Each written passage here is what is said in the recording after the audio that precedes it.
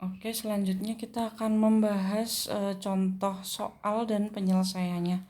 Di sini kita ada kasus di perusahaan laundry gitu ya. Ada beberapa transaksi mulai tanggal 1 sampai dengan tanggal 26 yang nantinya akan kita catat ke dalam jurnal dan buku besar. Ini daftar transaksinya, kemudian ini adalah kode akun. Kode akun yang digunakan oleh Laundry Sartika. Ada ini yang nomor angka ini bukan nomor urut, tapi ini nomor kode. 1 untuk kas, 10 atau 10 itu piutang usaha, 11 asuransi dibayar di muka, 15 perlengkapan laundry, 16 atau 16 itu mesin cuci, 25 utang wesel, dan seterusnya, 50 pendapatan jasa. Nah, ini adalah kode akun dan nama akun yang menjadi patokan kita dalam melakukan pencatatan. Kenapa kita perlu membuat patokan ini? Agar tadi konsisten antara pencatatan jurnal dan buku besar. Kita mencatatnya sebagai apa? Seperti itu. Nah, pertanyaannya atau perintahnya, buatlah jurnal untuk mencatat transaksi yang terjadi selama bulan September. Lalu bukalah akun yang diperlukan dan lakukan posting atas transaksi yang terjadi bulan September. Artinya yang pertama suruh buat jurnal, yang kedua membuat buku besar. Oke, langsung saja ini kita buat jurnal dulu. Pada tanggal 1 September, Nyonya Sartika membuka sebuah perusahaan laundry. Berikut ini adalah transaksi-transaksi yang terjadi selama bulan pertama operasi perusahaan tersebut. Tanggal 1 September, Nyonya Sartika menanamkan uangnya sebesar 20 juta dalam perusahaan. Nah, ini bentuk jurnalnya ya, tabelnya, tanggal, ada 2 kolom di situ, lalu keterangan, ref, lalu kolom jumlah, di mana dibagi 2, debit dan kredit. Tanggal yang sebelah kiri itu kita tulis bulannya, kalau ada tahunnya ya tahun dan bulan, lalu kita tulis September. Yang kolom kecil itu kita tulis tanggal 1. Keterangan kita buat akun jurnalnya debit dan kredit. Menanamkan uangnya sebesar 20 juta. Berarti ketika ada peristiwa ini maka kasnya bertambah kan. Kas kita sambil lihat pedoman penulisan akun. Saldo normal di mana, bertambah di mana, berkurang di mana. Kas sebagai salah satu aset, dia bertambah di debit. Debit ditulis mepet kiri dengan garis seperti ini. Kas bertambah di debit, nilainya 20 juta. Masukkan di kolom jumlah, yaitu debit 20 juta. Beda kan dengan yang persamaan dasar akuntansi. Kalau persamaan dasar akuntansi kita hanya punya aset, liabilitas, modal. Kalau sekarang di jurnal semua akun sudah berdiri sendiri-sendiri, tidak digolongkan lagi aset, liabilitas, ekuitas gitu. Semua akun punya nama sendiri-sendiri. Jadi nanti kalau ada pendapatan, ada beban ya dia ditulis pendapatan, beban gitu, tidak masuk ke modal lagi. Ingat ya, tidak masuk ke modal lagi. Tidak seperti persamaan dasar. Oke, lanjut. Kasnya bertambah, modalnya bertambah. Modal bertambah di sisi kredit, lihat pedoman. Modal bertambah di sisi kredit. Nah, untuk jurnal sisi kredit penulisannya menjorok sekitar 5 spasi dari kiri. Ini ya. Jadi menjorok, tidak mepet kiri seperti kas. Tapi kalau kredit itu menjorok. Kalau debit itu mepet. Kalau kredit menjorok, diingat. Nah, modalnya di kredit bertambah 20 juta. Jadi kas bertambah 20 juta di debit, modal bertambah 20 juta di kredit. Seperti ini cara penulisannya. Oke. Nah, ref ini ketika nanti sudah dimasukkan atau dibukukan ke buku besar, ref ini kita isikan dengan nomor kode akun. Nomor kode akunnya adalah 1 untuk kas, 40 untuk modal. Lihat di soal. Itu ketika nanti sudah dibukukan di buku besar. Kalau belum dibukukan jangan ditulis dulu. Nah, ini hanya contoh saja nanti kalau sudah dibukukan. Terus tanggal 2 membayar sewa toko bulan September sebesar 1 juta tanggal 2. Nah, September tanggal 2 membayar sewa, artinya beban sewa kita bertambah. Di sini mungkin ada yang bingung juga loh. Dibayar tapi kok bebannya malah nambah. Artinya beban itu adalah pengeluaran kita. Pengeluaran atau pengorbanan uang, pengorbanan ekonomi yang dilakukan untuk memperoleh manfaat. Nah, itu namanya beban. Jadi kalau kita bayar listrik, maka beban listrik kita bertambah. Kita bayar sewa, berarti beban sewa kita bertambah. Bukan kayak loh, kalau dikurang kan harusnya bebannya berkurang, bukan seperti itu. Beban di sini seperti semakin banyak pengeluaran, ya beban itu semakin banyak gitu. Bebannya bertambah karena beban itu adalah pengeluaran itu sendiri gitu. Maka beban bertambah, lihat pedoman, beban bertambah itu di sisi debit sebesar 1 juta dan kas berkurang karena bayar ya. Kalau ada kata membayar otomatis berarti kasnya berkurang. Kas berkurang di sisi kredit sebesar 1 juta. Itu cara penulisannya. Lalu, nah ini tanggal 3 membeli sebuah mesin cuci seharga 2.500.000. Dari, perhatikan ya, beli mesin cuci berarti mesin cucinya harganya 2.500.000. Dari jumlah tersebut 1 jutanya dibayar tunai, berarti kas kita berkurang ya 1 juta. Dan sisanya dibayar dengan wesel berjangka waktu 6 bulan dengan tingkat bunga 12%. Di sini kita abaikan dulu jangka waktu, tingkat bunga dan sebagainya, itu nanti kalau pas urusan bayar-bayar bunga. Kalau tidak pas beli ini kita tidak bukukan, tidak perhatikan tentang jangka waktu dan tingkat bunga. Nah, maka tanggal 3 beli mesin cuci, otomatis mesin cucinya bertambah kan. Mesin cuci itu peralatan atau aset. Aset bertambah kan di debit, maka mesin cuci bertambah di debit sebesar harganya 2.500.000. Terus lawannya apa? Lawannya kas. Kasnya berkurang sebesar 1 juta. Kasnya berkurang sebesar 1 juta. Lah 2.500.000 sama 1 juta kan belum seimbang, padahal harus seimbang. Maka sisanya apa? Sisanya adalah utang wesel. Utang weselnya bertambah. Utang jenis apapun, utang dagang, utang wesel, utang hipotek, baik jangka panjang, jangka pendek, bertambah itu di sisi kredit. Senilai berapa ya? Berarti sisanya 2.500.000 dikurangi 1 juta. 1.500.000. Maka imbang. Kan jurnal itu debit dan kredit harus seimbang. Loh Bu, kok ada 3? Jangankan ada 3, ada 6, ada 10 juga boleh debit dan kreditnya. Yang penting jurnalnya benar dan angkanya seimbang. Gitu, tidak harus hanya 2 terus gitu, enggak. Debit kreditnya 1-1 gitu enggak. Jadi 1 lawan 2, 5 lawan 7 gitu boleh. Jadi yang penting sesuai transaksinya seperti itu. Nah, ini penulisannya, mesin cuci di debit 2.500.000 bertambah, terus kasnya berkurang di kredit 1 juta, utang weselnya bertambah di kredit 1.500.000. Oke. Terus bayar premi asuransi untuk 1 tahun sebesar 120.000 pada tanggal 4 September.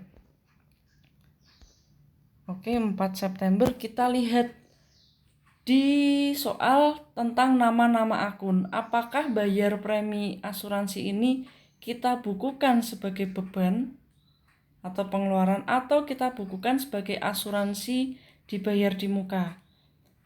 Kalau kita lihat di kode akunnya kan akan dicatatnya sebagai asuransi dibayar di muka. Tidak ada kata beban asuransi di soal, maka kita bukukan sebagai asuransi dibayar di muka. Asuransi dibayar di muka bertambah di debit sebesar 120.000 dan kasnya karena bayar ya kasnya berkurang, dikredit 120.000. Apa bedanya beban asuransi dan asuransi dibayar di muka? Beban sewa dibayar di muka. Ini tergantung pihak perusahaan. Kalau asuransi dibayar di muka kan masuknya aset. Artinya kita punya piutang. Kita sudah bayar sebagian di awal tapi kita belum menikmati jasa atau layanannya di kemudian hari. Maka kita catat atau berlakukan ini sebagai aset. Sementara kalau beban, kita sudah catat itu sebagai pengeluaran walaupun jasanya belum diterima. Itu tergantung kebijakan perusahaan memberlakukan seperti apa. Nanti mana yang benar atau mana yang sesungguhnya sudah kita peroleh, apakah jasanya sudah kita terima secara penuh atau belum, itu nanti kita belajar di jurnal penyesuaian di pertemuan selanjutnya. Nah, kita di sini ikut panduan kode akun menurut soal saja, bahwa asuransi dicatatnya bukan beban asuransi tapi asuransi dibayar di muka. Seperti itu. Terus tanggal 6 beli perlengkapan laundry yaitu sabun, pewangi dan lain-lain 150.000 tunai. Artinya kalau beli tunai tanggal 6 berarti beli perlengkapan, artinya perlengkapannya bertambah di debit 150.000. Kasnya berkurang karena belinya secara tunai. Kasnya berkurang, dikredit 150.000. Oke, terus menerima pembayaran untuk jasa laundry. Kalau menerima itu lawannya membayar. Kalau membayar otomatis kasnya berkurang. Kalau menerima pembayaran artinya pasti kasnya bertambah gitu. Tanggal 14 menerima pembayaran pasti kasnya bertambah. Kas bertambah, di debit 620.000. Lawannya apa? Karena jasa yang sudah kita lakukan, setiap kita sudah menyelesaikan suatu pekerjaan, maka kita harus mengakui pendapatan jasa walaupun uangnya belum diterima. Kalau uangnya sudah diterima, catatnya yang debitnya kas. Kalau uangnya belum diterima, debitnya piutang usaha. Nah, di sini pendapatannya bertambah, dikredit 620.000. Kas bertambah, di debit. Pendapatan bertambah, dikredit. Oke. Terus membayar beban listrik 120.000 tanggal 20. Lagi-lagi bayar ya, maka tanggal 20 beban listriknya bertambah, kasnya berkurang untuk membayar. Beban listrik bertambah di debit, kas berkurang di kredit. Oke. Terus ini tanggal 22 Nyonya Sartika telah menyelesaikan pekerjaan laundry dengan nilai 875.000, tetapi pembayaran belum diterima. Nah, ini tadi ya. Jadi setiap kita sudah menyelesaikan pekerjaan, maka kita sudah boleh mengakui pendapatan, baik uangnya sudah diterima atau belum. Kalau uangnya sudah diterima, nyatatnya debitnya kas. Kalau uangnya belum diterima, nyatatnya debitnya piutang. Pembayaran belum diterima dan faktur dikirim hari ini kepada CV Mulia. Jadi artinya kirim faktur itu kan kirim tagihan. Kalau kirim tagihan berarti kita punya yang namanya piutang. Piutang bertambah di debit, pendapatan bertambah di kredit 875. Oke, gitu ya. Terus tanggal 24 mengambil uang untuk keperluan pribadi, ini namanya adalah prive. Maka privenya bertambah di debit, kasnya berkurang karena diambil uangnya ya, kasnya berkurang di kredit. Kalau di persamaan dasar kemarin kan prive itu masuknya model gitu ya, ngurangin kas sama ngurangin model. Nah, sekarang dia sudah berdiri sendiri, punya akun sendiri.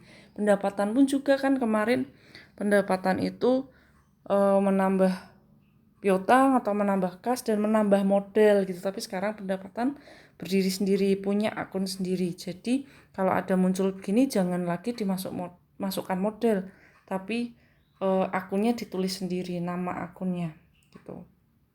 Oke. Terus yang terakhir tanggal 26 September membayar biaya pemasangan iklan kepada surat kabar Jateng Pos sebesar 150.000. Maka bayar biaya iklan, maka beban iklan bertambah di debit, kasnya berkurang karena bayar, kas berkurang di kredit. Seperti itu. Nah, itu semua tadi adalah jurnal umum untuk transaksi terkait dengan operasional perusahaan laundry Nyonya Sartika. Terakhir yang harus kalian lakukan dari jurnal adalah menjumlahkan kolom debit dan menjumlahkan kolom kredit masing-masing. Dan hasilnya harus balance. Jadi kolom debit mulai tadi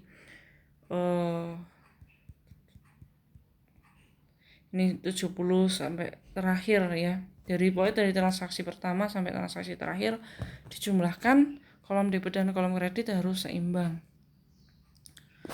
Oke, lanjut. Yang terakhir ini adalah bentuknya buku besar.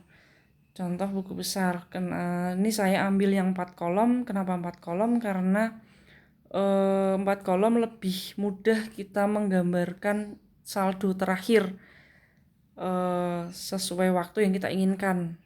Kalau misalnya bentuk 2 kolom, untuk tahu saldo terakhirnya harus kita selisihkan dulu baru tahu saldonya berapa. Tapi kalau ini udah langsung ketahuan. Misalnya nih saya ambil kas dulu. Nama akun ditulis ya, nama akun, kas, kode akun 1. Terus bentuknya ini tanggal, keterangan ref, debit, kredit, saldo, debit, kredit. Terus ini angka dapat dari mana? Dapat dari jurnal gitu. Dapat dari jurnal 1 September, keterangannya tulis aja model disetor gitu ya. Ref, nah ini ref JU kalau misalnya jurnal umumnya cuma 1 halaman, cukup tulis JU gitu aja, jurnal umum. Artinya transaksi dari jurnal umum sudah dibukukan ke sini, ke buku besar. Nah, otomatis ketika di ref sudah ditulis JU, maka di jurnalnya yang terkait dengan model disetor juga ditulis kode akun kas 1 di kolom ref gitu ya. Nah, JU lalu debitnya atau bertambahnya 20 juta. Perhatikan bahwa yang kita bukukan di sini adalah kasnya. Jadi kalian fokus pada kas, tidak fokus ke akun pasangannya. Jadi fokus ke akun kas gitu. Ketika kita bukukan kas ya yang dilihat kasnya. Kasnya di debit atau di kredit gitu. Jangan pernah lihat akun lawannya. Ini kas. Nanti kalau waktu membukukan piutang ya yang dilihat piutang saja, jangan lihat akun lawannya. Waktu membukukan akun beban sewa yang dilihat ya beban sewa aja, jangan lihat lawannya. Nah, ketika modal disetor, kasnya kan bertambah di debit, maka tulis di debit 20 juta. Masukkan ke saldo. Ini saldo ini ibaratnya kayak celengannya kita nih. Jadi 20 juta masuk ke saldo, di debit juga 20 juta. Nah, masukkan ke saldo ini sesuai apa? Debit kreditnya. Sesuai saldo normal akun. Jadi ikut pedoman sesuai saldo normal akun. Apakah kas itu debit atau kredit? Kalau kas saldo normalnya debit, ya sudah ditulis di saldonya di posisi debit. Lalu tanggal 2 lihat lagi jurnalnya. Tanggal 2 itu kan kita bayar beban sewa, ya udah ditulis keterangannya beban sewa. Nah, tapi kan yang kita lihat kali ini yang kita bukukan kasnya, bukan beban sewanya. Maka pada transaksi tersebut kasnya di debit atau di kredit, bertambah atau berkurang? Oh, berkurang karena bayar. Maka kita tulis, masukkan di kolom kredit ini. Masukkan di kolom kredit 1 juta. Nah, saldonya tadinya kita punya 20 juta. Dikurangi 1 juta, maka sekarang saldonya 19 juta. Itu, jadi tadinya 20 karena untuk bayar sewa 1 juta berkurang, maka sekarang 19 juta. Terus tanggal 3 beli peralatan atau mesin cuci, ya kan? Beli mesin cuci, kasnya berkurang lagi berapa? 1 juta. Loh Bu, harga mesin cucinya kan 2.500.000. Tapi kas yang berkurang kan hanya 1 juta karena sisanya utang, kan? Maka peralatan atau mesin cuci kasnya untuk beli mesin cuci kasnya berkurang atau dikredit 1 juta. Maka sekarang 19 juta dikurangi 1 juta tinggal 18 juta. Terus tanggal 4 bayar asuransi. Bayar asuransi kasnya berkurang lagi dikredit 120.000. Maka sekarang saldonya 18 juta dikurangi 120.000 tinggal 17.880. Terus tanggal 6 beli perlengkapan kasnya berkurang lagi di kredit 150. Sekarang uangnya atau saldonya tinggal 17.730. Terus pendapatan tanggal 14 kita menerima pendapatan. Nah, menerima pendapatan kan kasnya bertambah. Kasnya bertambah taruh di debit. Maka sekarang saldonya nambah lagi 17.730 ditambah 620. Sekarang jadi 18.350. Terus besoknya bayar listrik, berkurang lagi uangnya di kredit 120.000, maka 18.350 dikurangi 120.000, sisa 18.230. Terus diambil lagi untuk bayar untuk privé, berkurang 70 di kredit, maka dikurangi lagi tinggal 18.160. Terus bayar iklan yang terakhir, kasnya berkurang lagi di kredit 150, maka uangnya tinggal 18.010.000. Nah, ini caranya dengan cara yang sama. Kalian coba buat untuk akun-akun lainnya nurut dengan kode akun yang ada di soal. Piutang usaha, terus perlengkapan, peralatan atau mesin cuci dan seterusnya. Dibuat satu-satu, lihat dari jurnalnya. Jangan lihat transaksi di soal, tapi lihat dari jurnalnya karena itu sumber yang sudah jadi gitu. Oke, terima kasih.